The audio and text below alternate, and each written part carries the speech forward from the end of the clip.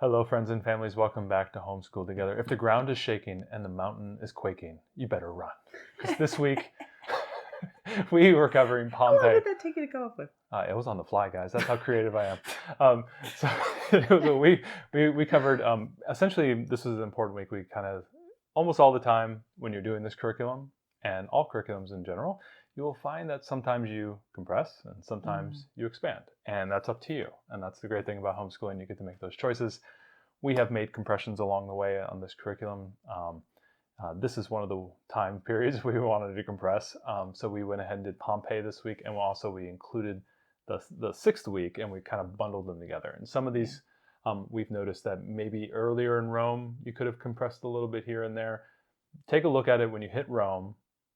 Take a look at what you're covering in that time frame, and see if you can compress. This was a week that we were able to compress. Just the content was not, there was just not a lot. So I said, okay, let's pull it in and knock it out. Right. 6 weeks is kind of a lot for Rome. And I think we were getting to about the end for the attention span of our learners. So yeah, I think it's great for you to take kind of a preview of not only what the weeks cover, but the books and things that you're going to have to read going in, because I think you can definitely make some economizing, especially if along the way, and we'll talk about this in our wrap up at the end when we finally finish everything, but sometimes things are just not working, like, oh, the nature study isn't working for you, or the art thing isn't working for you, and you just jettison it. You can bring something else in, or sometimes you don't do anything and all of a sudden you find you have a little bit extra time, and maybe they're really enjoying this type of thing, so you compress. So things like that can happen along the way, so don't feel bad if you have to do that. So this week we did Pompeii, and covered that in its totality. And then we covered the last week, which was the kind of the rise of the Vandals and Visigoths, and the kind of the end of the large Roman Empire, essentially the western half of the Roman Empire.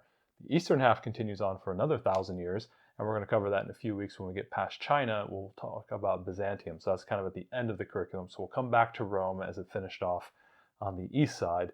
But the fall of the Western Roman Empire was the focus of the second week. I'm really curious to know, after we get through with China and then we go back to the Byzantine, if it would have been more continuous learning wise to do that right after Rome. So we'll let you know. I wonder, because it's hard because some of those, because when we go to China, I think we're going to go back in time.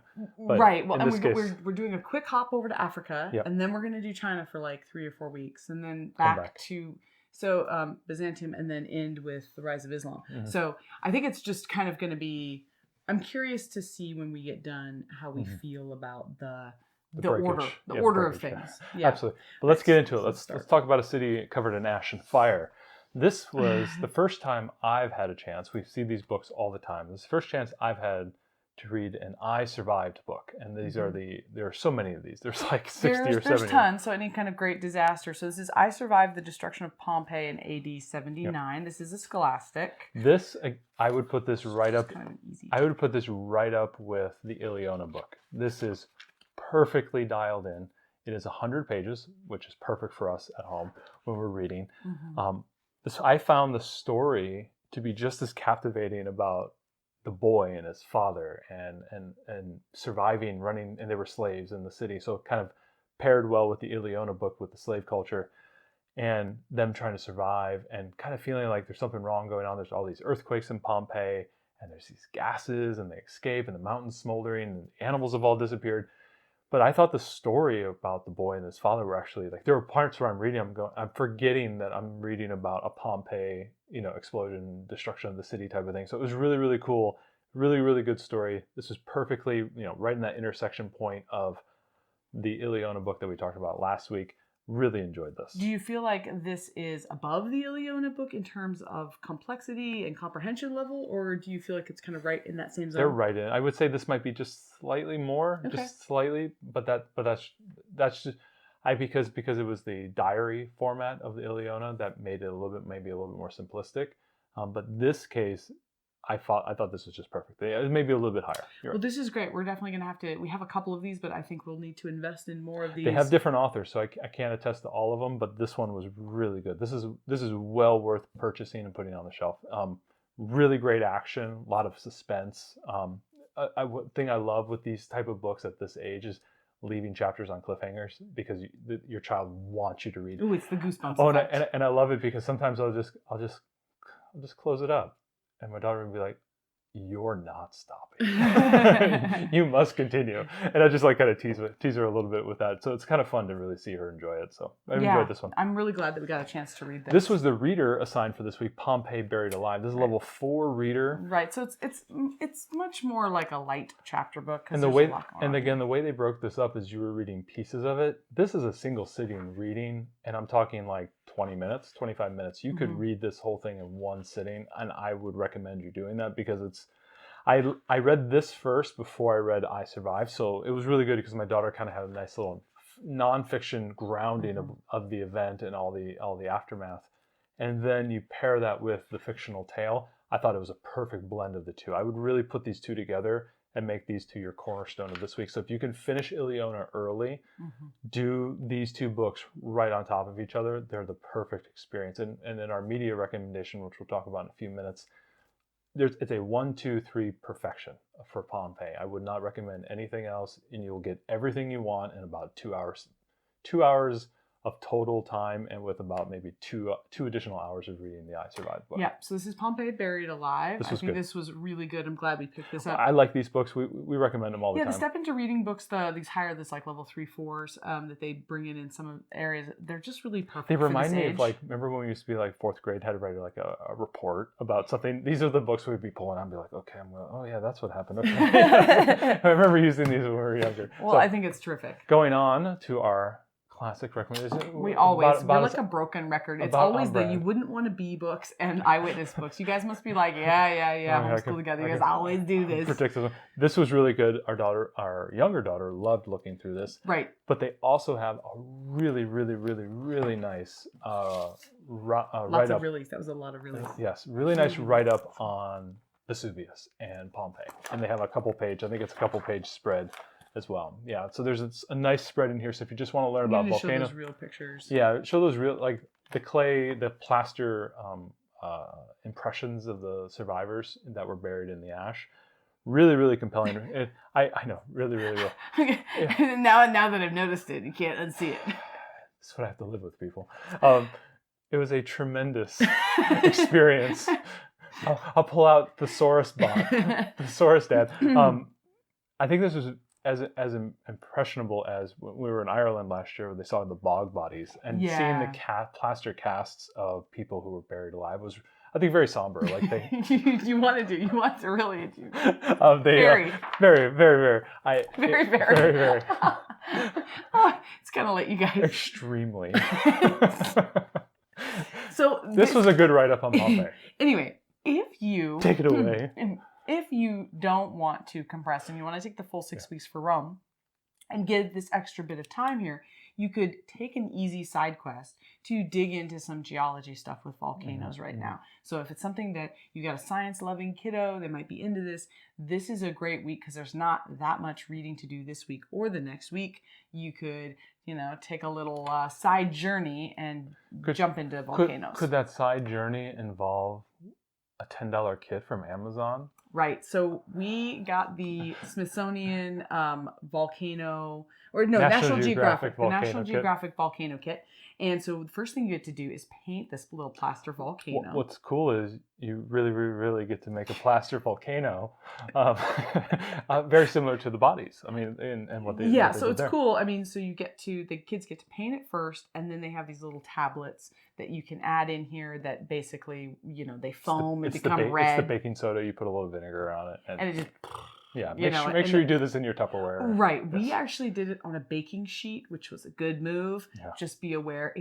There's a lot of red dye in what they've used. So just be aware of where you do it. I don't believe this was painted red. This was from the.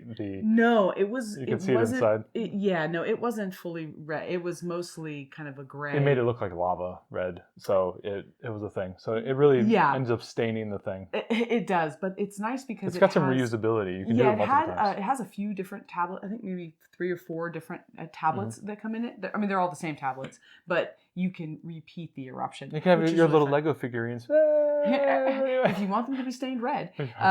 So yeah, be a little bit aware of that. But for our 4-year-old who's very into volcanoes, she absolutely loved this.